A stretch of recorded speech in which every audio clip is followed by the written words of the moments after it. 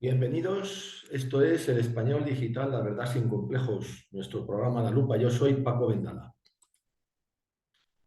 Eh, Estoy realmente indignado, parece mentira, o somos idiotas, o como decía un amigo mismo, hemos comido caca de camello. Y voy a decir por qué. Se ha publicado un libro, este que vamos a ver aquí ahora, La represión de la posguerra, penas de muerte por hechos cometidos durante la Guerra Civil, con un prólogo de Stanley Payne. Es un prólogo que voy a agregar al final de este vídeo, en la entrada en la web.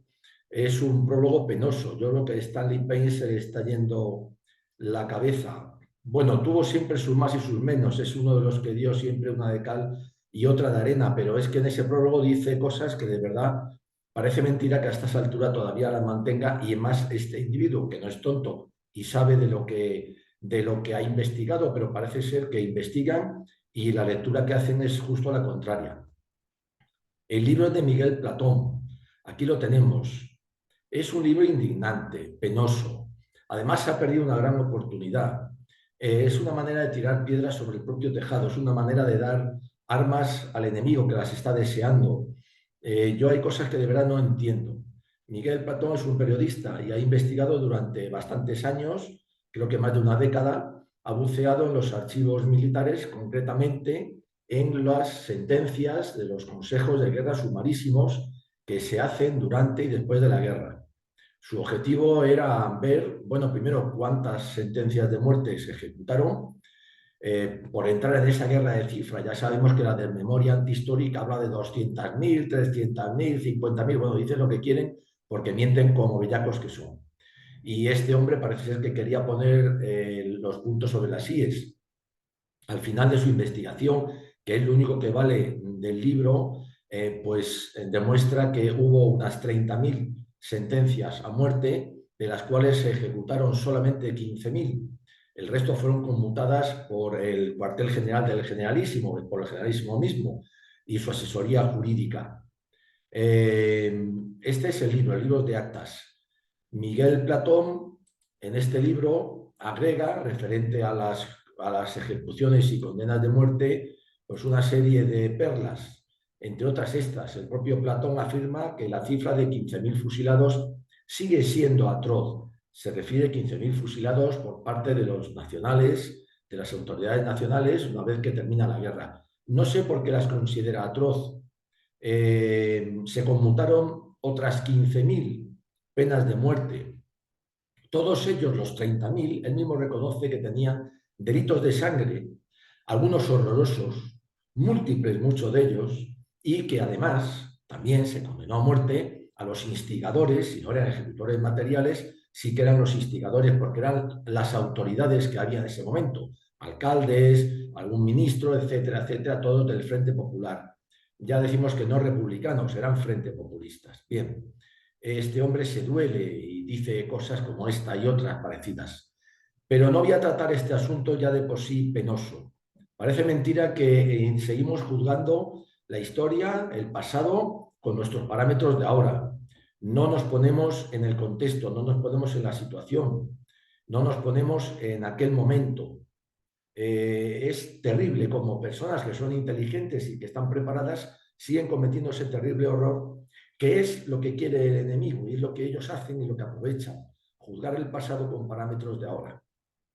Bien, ¿cuál es el problema de este libro? Bueno, aparte de que, como ya hemos dicho, el libro empieza hablando de algo que es totalmente absurdo, represión de la posguerra, no, represión no, es justicia.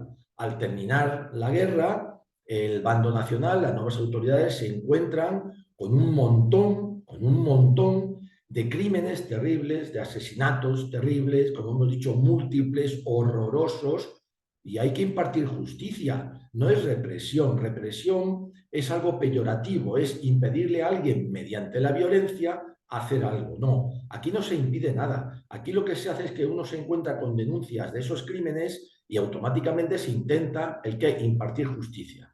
Porque si llevamos a eso represión, pues entonces también es represión todos los juicios que se ha hecho contra los asesinos de ETA.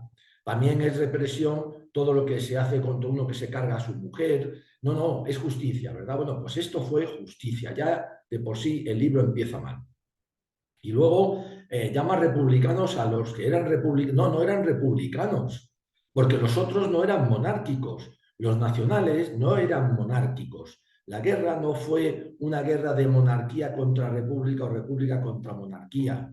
No, no, no eran republicanos. O en todo caso hay que añadirles republicanos socialistas soviéticos, pero no republicanos a seca, porque se confunde con que eran los mismos republicanos de la Segunda República. A ver si empezamos ya a utilizar bien los vocablos, las palabras, la semántica, que es otra de las grandes armas que ha utilizado el enemigo. Bien, pero el libro tiene algo terrible, es una trampa, parece que está hecho por un traidor o por un sinvergüenza o por un individuo que no tiene ni idea de lo que habla. El libro dice que, primero, el alzamiento ilegal, la declaración del estado de guerra que hacen los alzados ilegal, y después, por supuesto, que todos esos consejos de guerra que él ha estudiado no reúnen, dice textualmente en varios sitios, pero me quedo con una frase, no reúnen todas las garantías necesarias a un proceso judicial. Es decir, que según él, todos esos consejos de guerra sumarísimos fueron ilegales. Por lo tanto, las sentencias lo fueron, las ejecuciones también. ¿Y esto qué quiere decir? Pues que le estamos dando armas al enemigo cuando no es verdad, no es cierto. Todo el procedimiento fue legal, ajustado a la legalidad y además de la Segunda República, porque sus leyes estuvieron vigentes hasta por lo menos el año 45. En el bando nacional, en el bando Frente Populista, no. Ahí lo que se instauró fue una ilegal e ilegítima república socialista soviética. Y eso se ve en miles de actuaciones, empezando por los tribunales populares formados por sindicalistas y dirigentes de los partidos políticos del Frente Popular, la mayoría de las veces borrachos. ¿Para qué decir el cambio de emblemas, insignias y grados en el ejército popular? Entonces la palabra popular se refería a la Unión Soviética, etcétera, etcétera. Bien, voy a demostrarles que lo que dice Miguel Platón es falso, es una mentira asquerosa, es una calumnia y es difamación contra aquellos consejos de guerra que se hicieron sumarísimos y que fueron, sin la menor duda, legales y legítimos. Y para ello he preparado pues un pequeño guión, porque no me gusta fiarme de mi memoria. Primero, las Fuerzas Armadas, la parte que se alzó, lo hizo sobre la base de la Ley Constitutiva del Ejército, de 28 del 11 de 1878, que estaba en vigor, cuyo artículo segundo, y se nombra en varios bandos de guerra, decía que la primera y más importante misión del ejército es sostener la independencia de la patria y defenderla de enemigos exteriores e interiores. Cuando el gobierno del Frente Popular ilegal e ilegítimo por un pucherazo electoral y amparador de crímenes se convierte en el enemigo interior, evidentemente el ejército tenía la obligación, y para eso había jurado, de alzarse contra ese gobierno, porque el alzamiento, como está en todos los bandos de guerra, no se hace contra la Segunda República, contra el régimen, contra el sistema, no, se hace contra el ilegal e ilegítimo gobierno del Frente Popular. A ver si nos vamos enterando. Miguel Platón. Y, por supuesto, por ende, la editorial Actas, que ya no sé a qué juega últimamente. Bien, ¿qué hacen los alzados? Inmediatamente, desde el minuto uno, como se dice ahora, declaran el estado de guerra. ¿Dónde? En Canarias, por Franco. Estaba en Canarias el 17 de julio todavía, cuando se alza el 18. Y en el resto de las plazas, sucesivamente, los jefes militares que se alzan. ¿Cómo se declara el estado de guerra? ¿En virtud de qué? Pues de conformidad con lo prevenido en el artículo 36 y sus concordantes, ahí están puestos, del Código de Justicia Militar. Declaro el estado de guerra en todo el archipiélago y en su virtud, este era Franco, los demás copiaron lo mismo. ¿En virtud de qué? Del Código de Justicia Militar. Y luego la Junta de Defensa Nacional, que es la que se forma el 18 de julio, de la que Franco no formaba parte, lo declara el estado de guerra para todo el territorio nacional el 28 de julio del 36. ¿Esto qué significó? De acuerdo, repito, a la legalidad de la Segunda República. Muy sencillo. Pues nada, que por el Código de Justicia Militar vigente de la Segunda República era el de 1890. Estuvo vigente hasta julio del 45. Esto es muy importante porque es, una vez declarado el estado de guerra, como digo ahí, ¿qué propicia ese hecho jurídico? El hecho propició ipso iure la entrada en vigor ¿de qué? De ese Código de Justicia Militar, que a partir de ese momento es la ley.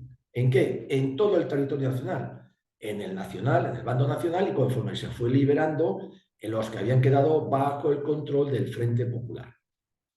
Ese Código de Justicia Militar era refundición de varias leyes. Ahí las he puesto. No tiene más importancia, pero las pongo por aquello de, digamos, dar más datos. Pero junto con ese Código de Justicia Militar de 1890, que vuelvo a repetir, estaba en vigor con la Segunda República el 18 de julio y es el que entra como única ley penal, en este caso, a partir de ese momento y hasta el 45, entran también en funcionamiento como únicas leyes el Código Penal de la Marina de Guerra de 1880, que también estuvo vigente hasta julio del 45, el Reglamento de Servicio de Campaña de 1882, que seguía vigente con la Segunda República y que también estuvo hasta el 45. Y además se mantiene la Ley de Orden Público de la Segunda República, que es de julio del 33, y la Ley Municipal de la Segunda República, que es de octubre del 35. Estas dos leyes lo que daban era una serie de prerrogativas, incluso a los alcaldes, para poder castigar levantamientos, revoluciones, etc. Este es el fundamento legal del alzamiento. Este es el fundamento legal y legítimo que se mantiene durante la guerra. Y este es el fundamento legal y legítimo para castigo de crímenes que se mantiene hasta julio del 45. ¿Que eran duras estas leyes? Son las del momento. Que el Código de Justicia Militar o el Código Penal de la Marina o, para qué decir, el Reglamento de Servicio en Campaña eran duros entonces, pues de acuerdo a nuestros parámetros de ahora puede ser que sí, pero no tanto, porque están hechos sobre todo enfocados a la justicia militar y al tiempo de guerra. Son el qué, los códigos y reglamentos que se aplican, por ejemplo, en la guerra de Marruecos. Es porque, por ejemplo, el que aplicó el teniente Martín Cinto en Valer, en los últimos de Filipinas, cuando fusila a 3 que tuvo allí presos unos meses, que habían intentado pasarse al enemigo. De acuerdo con este código, la costa era muy rápida. Inmediatamente se aplicaba un consejo de guerra sumarísimo y normalmente derivaba en ejecución.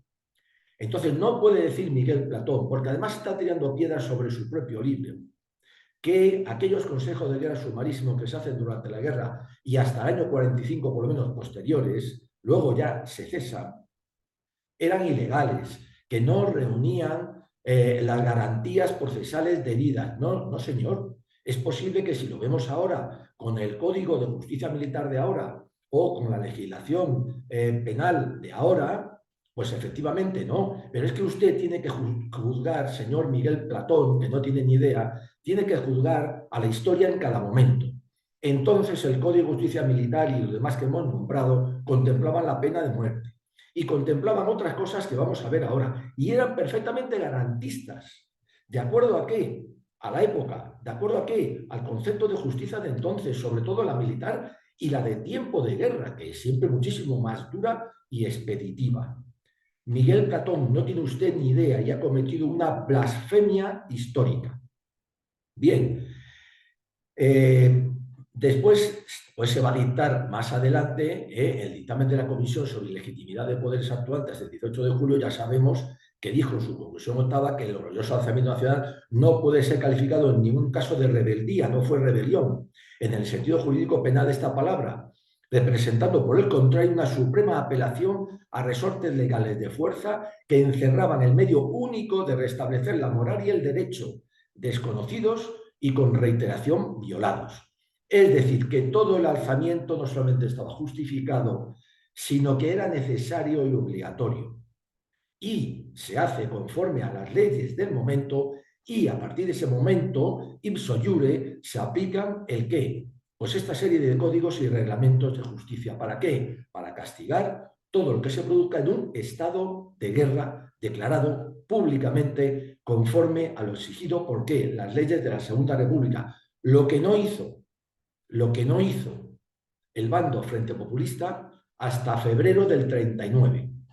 Y por eso ahí todo fue ilegal.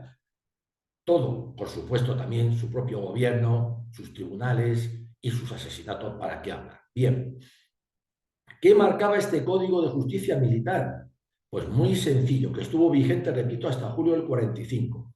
Fue el elemento fundamental de la justicia hasta el 45, repito.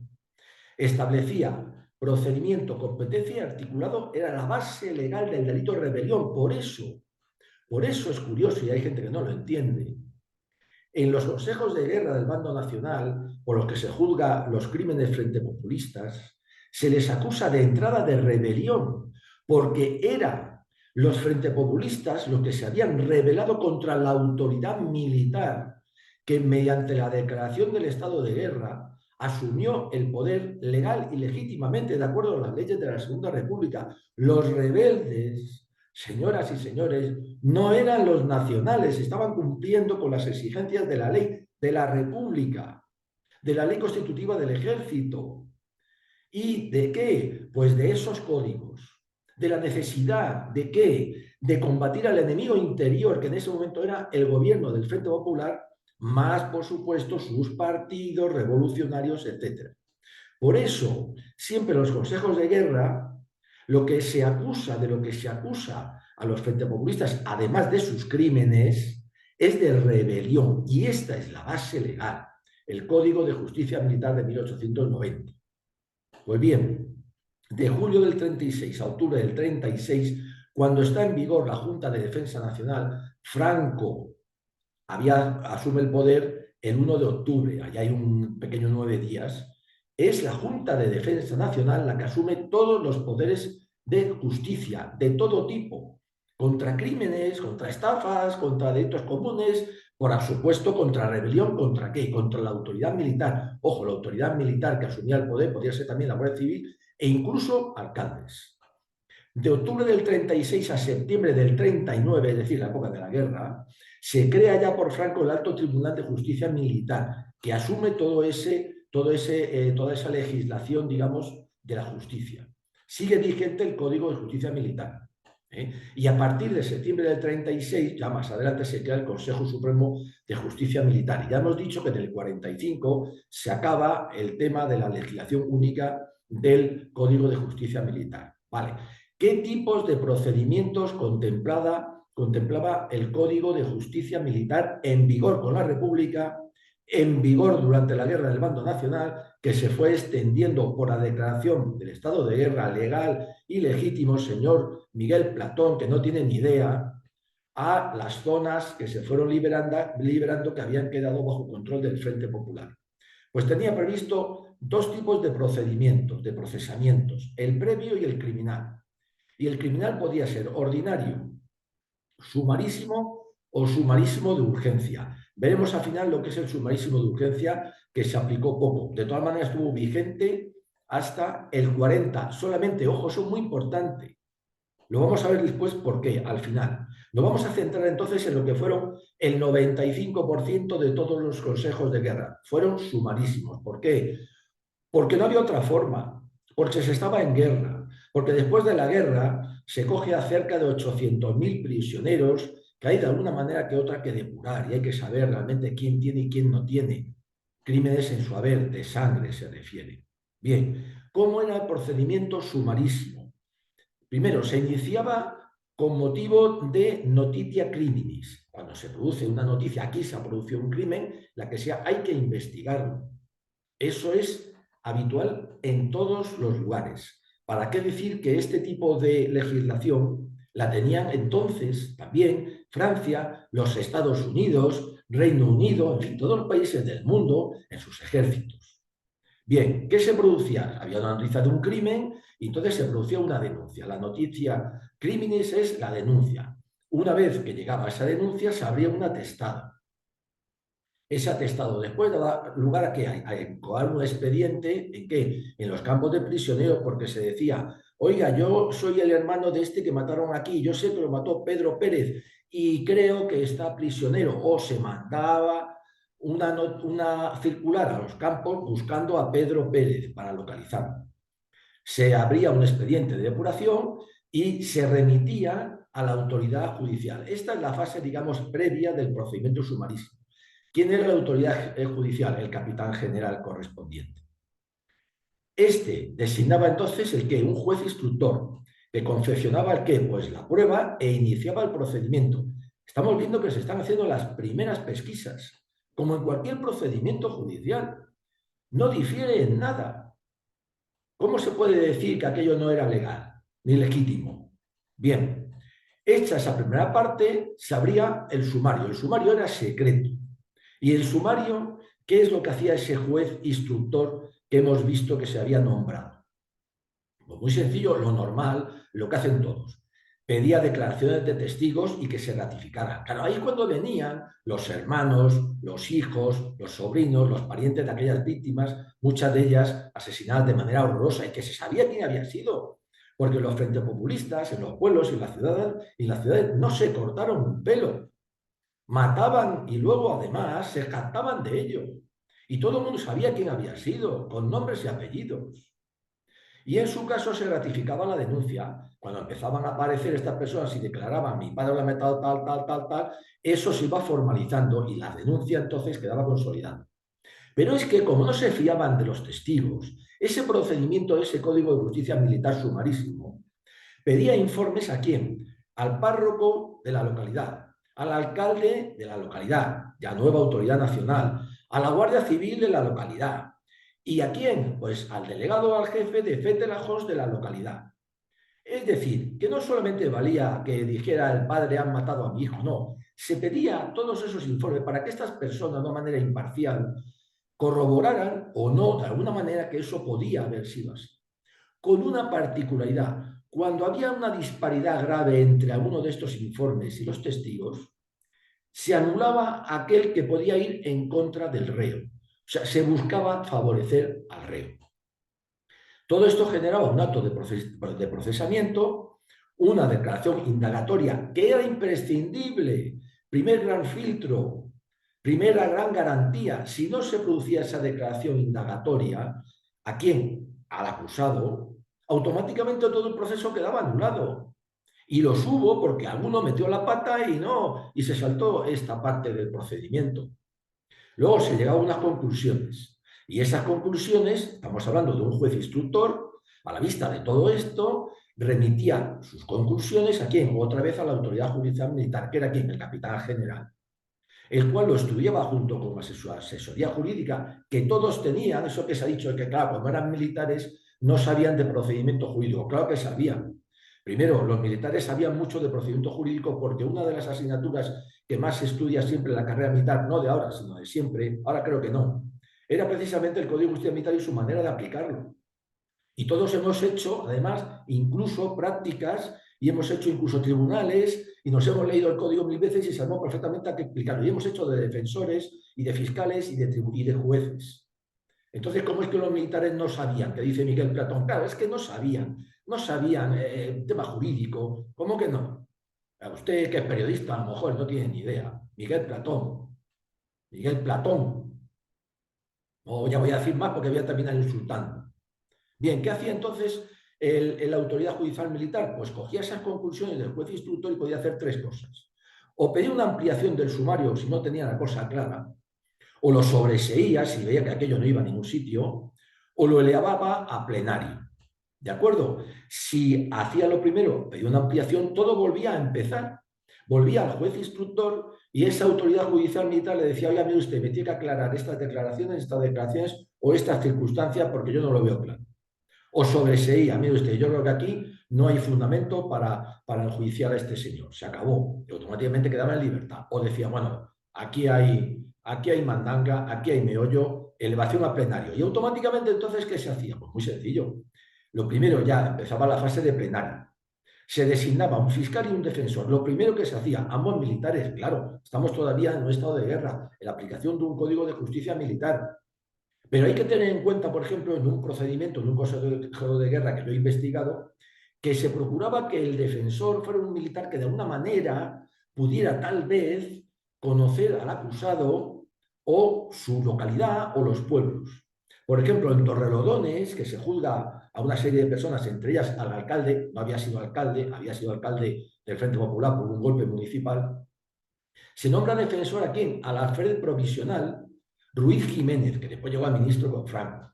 Bueno, después se pasó al otro bando, claro. ¿Por qué? Porque era de Torrelodones y muy posiblemente conocía a ese, vamos a decir entre comillas, alcalde. Ya hemos dicho, un día hablaremos de él, que no fue alcalde, es que él pegó un golpe municipal y se hizo con la alcaldía. Es decir, intentando favorecer siempre al reo. ¿Cómo que no era este procedimiento garantista? A máximo, se entregaba a ambos la documentación que había sido secreta por el juez instructor, ahora ya no, ahora ya pasaba aquí al fiscal para que preparara su acusación y al defensor para que preparara su defensa. Se constituía entonces sí el Consejo de Guerra o Tribunal de Guerra, a veces se llamaba así, que debía estar formado, porque así lo exigía el Código de Justicia Militar en vigor que hemos hablado de 1890 con la Segunda República, por un presidente que debía ser un coronel o un teniente coronel. Un vocal ponente que tenía que ser jurídico, es decir, el cuerpo jurídico del ejército, y 5 vocales de las armas. Podían ser de caballería, de infantería, de artillería, bueno, que eran capitanes. Pero como al terminar la guerra esto era imposible y se vio que muchas veces era imposible, entonces el propio Código de Justicia Militar, como había ocurrido antes en la campaña de Marruecos, a final del siglo XIX, en Asturias, señores, en la Revolución de Asturias, ahora quiero remarcarlo, también hubo estos consejos de guerra sumarísimos contra algunos de los revolucionarios. Y entonces el tribunal lo componían 3 jefes u oficiales militares. Es que este mismo código es el que aplica la Segunda República en la Revolución de Asturias y en la Revolución Catalana y en Casas Viejas. ¿De qué estamos hablando? De que no era garantista. Garantista perfectísimamente y de acuerdo a la época y a las circunstancias. Miguel Platón, que no se entera de nada. Bien, y luego se abría la vista pública. A la vista pública se podían presentar nuevas declaraciones, es decir, testigos de cargo o testigos de descargo. Lo que pasa es que los crímenes muchas veces habían sido tan horrorosos, tan evidentes, que nadie venía a dar la cara por esta pandilla de asesinos. Pero hubo muchos casos en los que incluso del bando nacional fueron como testigos de descargo. ¿A favor de qué? De reos, de acusados frente populistas. Muchos casos. Luego tampoco había miedo ¿a qué? A que se fuera al tribunal. Había perfecta garantía de que si uno consideraba que aquel señor pues, había salvado una imagen de un Cristo, de una Virgen, o había, a pesar de estar en el bando francés del CNT, había ayudado a alguna monja, pues se iban allí y lo decían, y eso se tenía en cuenta, hombre. Se presentaban pruebas y luego la acusación fiscal del fiscal y la defensa del defensor. Cada uno hacía su alegato, sin ningún problema. Finalizada, ¿con qué? Con una pregunta obligada. Esto es muy importante. ¿Cómo que no era garantista? Al reo había que preguntarle, ¿tiene algo más que añadir o manifestar?